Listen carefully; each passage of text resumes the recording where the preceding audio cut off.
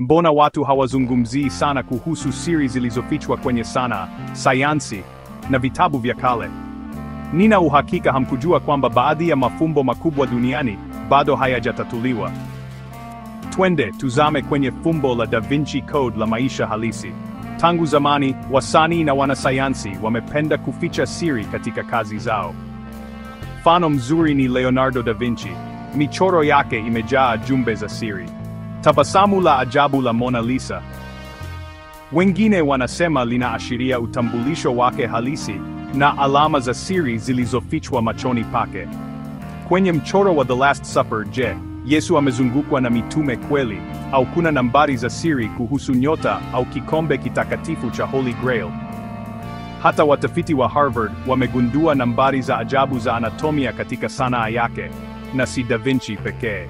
Knights Templar walilinda siri za kidini wakati wa vita vya msalaba. Hazina yao ilipotea, lakini hadithi zinasema kwamba Holy Grail imefichwa katika kanisa moja huko Ufaransa.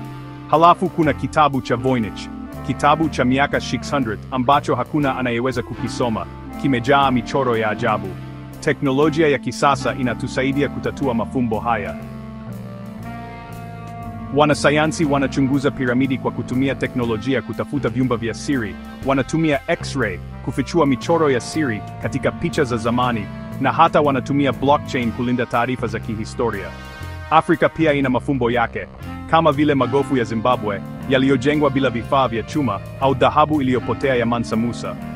Hayo Timbuktu, na huko Timbuktu, zaidi ya hati part 100 feet za kale zinaweza kubadilisha tunachojua kuhusu historia ya Afrika. Unataka kuwa mtatua mafumbo wa kweli? Tembelea majumba ya makumbusho, tumia vifaa vya AI kwenye maandishi ya kale, na ungana na wapenzi wengine wa mafumbo.